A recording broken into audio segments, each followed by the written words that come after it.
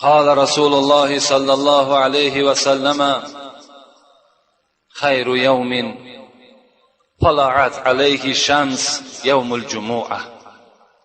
پیغمبر خدا آفتاب هر دو جهان در این سخن مبارک خود میگوید بهترین روزی که در او آفتاب درخشان می شود این روز جمعه است.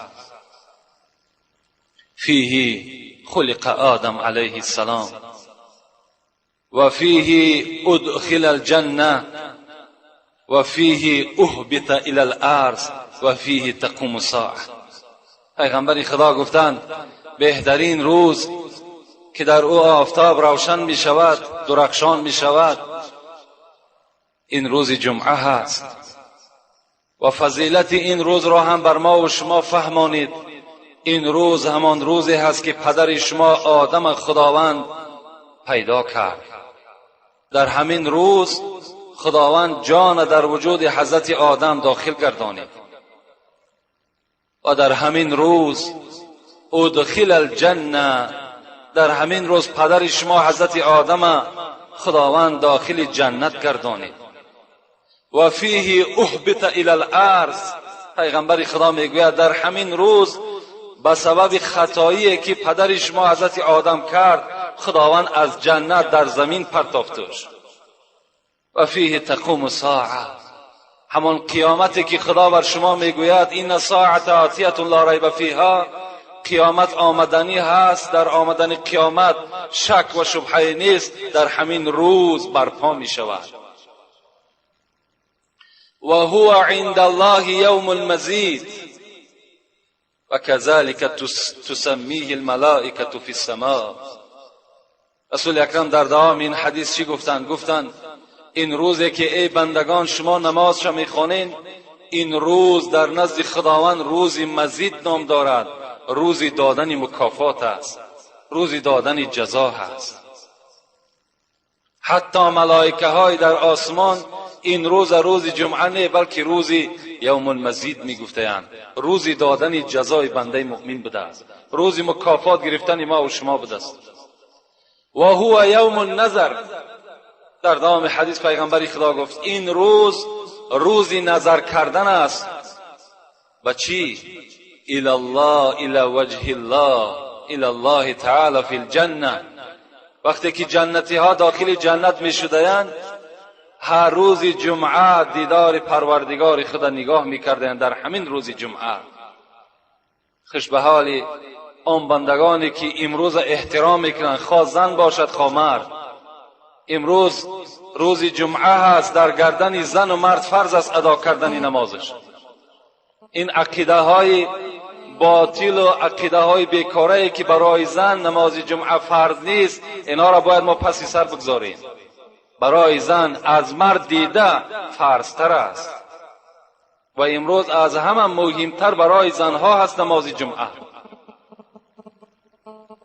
در هر جایی که باشه الحمدلله امروز شما شکرانه کنین که گرد و گوشه که در کلاب ما و شما تمام مسجدها در داخلشان زنها داخل شده ایستادند. زنها موعظه را گوش میکنند، زنها هم از موعظه ها چکار میکنند؟ استفاده میکنند که این هم آبادی جمعیت است و این هم راحت ما و شما مردها هست. اذا سلمت الجموع سلمت الایام، پیغمبر خدا میگوید هر وقتایی که اگر از بنده مؤمن، اگر از امت من روز جمعهش به سلامت انجام یافت باقی روزشان سلامت میماند.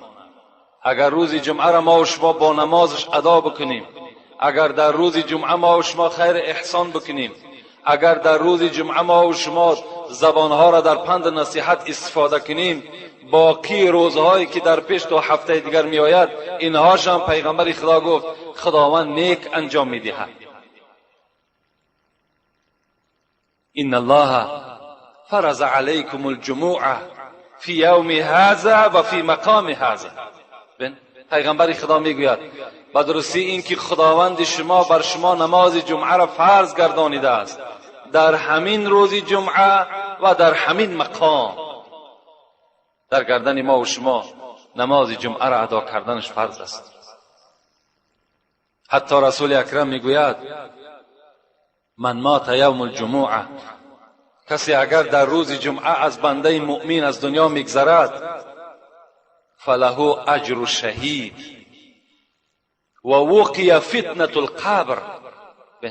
رسول اکرم گفت کسی که در روز جمعه از دنیا میگذرد، خداوند دو بهترین مکافات نصیب او میکند. اولا همچنان است که شهید از دنیا گذشته است، اجر شهید بر انسان عطا میکند. دوما از فتنه های قبر خداوند اون بنده جمعه ادا میکردگی را نجات میدهد. خوش به حال اون مرد، خوش به حال اون زنی که نماز جمعه میخواند، خداوند از این مکافاتا البته نائلش میکند. لکن وعید پیغمبر برای آدمایی که ادا نمیکنند جمعه را چی است؟ رسول اکرم میگه من ترک ثلاثا جمعه تبع الله على قلبه و فی روایت الاخر فقد نبذ الاسلام وراء الظهر. رسول اکرم میگه کسی که اگر 3 جمعه را قصداً ترک میکند، یعنی بے پروایانه در نماز جمعه اشتراک نکند، خواه مرد باشد خواه زن باشد، رسول الله چی گفتند خداوند در دل او مهر میزند. یعنی در دل انسان وقتی که مهر کی زده شد، همچنان است که دل بنده سیاه می شود. و ان ابعد الناس من الله القلب القاسی. پیغمبر گفت دورترین مردم از خدا کی است؟ کسانی هستند که دلهاشون سیاه است. دل کی سیاه شد تو از خدا دور میشه. در روایت دویمی که روایت کردند چی گفته است؟ فقط نبذ الاسلام وراء الظهر. کسی 3 جمعه را اگر قصداً یا از روی تنبلی اگر ترک کند، همچنان است که اسلام در پس پشت خود گذاشته است. یعنی در اسلام هیچ اهمیتی نداده است. از این خاطر الحمدلله که امروز ما و شما در اطراف این نماز و این روزی که الحال اهمیتی او را، فرضیتی او را بر شما و فضیلت‌های او را بر شما خبر دادم اشتراکی داریم. انشاءالله ما و شما اجر بی نهایت زیاد و گران را خدا کرده باشد البته صاحب میشویم. موعظه‌ای که جمعه پیشین داشتیم که 2 جمعه پیوسته در باب ابو حنیفه بود، امام ما و شما، پیشوای ما و شما. فکر میکنیم که البته ما و شما از تاریخ حضرت آگاه شدیم، از عالم بودن حضرت آگاه شدیم. فقط همین گفتنی هستم که حضرت مکی ابن ابراهیم که این امام بخاری را استادش است، لکن بزرگی را ببین که شاگرد ابو حنیفه است. حضرت میگوید ابو حنیفه در زمان خودش همتا نداشت. به منزله ابو حنیفه دیگر انسان یافت نمیشد در اینم. اعلم الناس فی اهل ابی حنیفه. حضرت گفتند داناترین مردم در زمان خودش ابو حنیفه بود. شداد ابن حکیم هم این سخن گفتند مثل ابو حنیفه در زمانش هیچ همتایی نداشتند. عبدالله ابن مبارک چی میگوید؟ میگوید وقتی من کوفه آمدم، در کوفه، شهر کوفه در آمدم و پرسان کردم ما اعلم الناس فی بلادکم، ای مردم کوفه بر من خبر بتین که عالم ترین مردم همین کوفه کی است؟ کی است از همه در عالم پیشی که در همین کوفه زندگی میکند کی است؟ میگه از مردم کوفه چی شنیدم؟ فقالوا كلهم ابو حنیفه. مردم همون کوفه چی گفتند همش ابو حنیفه هست. هر جانبی که اگر از فضیلت‌های کسی میپرسین همش با کی است؟ حواله به ابو حنیفه هست. امام شافعی هم خیلی امام پیش است، امام اهل سنت است. از 4 ائمه ما و شما یکی شافعی است. حضرت گفتند الناس عیال ابی حنیفه فی الفقه. در علم فقه، در علم مسئله تمام عالمای روی دنیا عیال ابو حنیفه هستند. نان ریزه های دست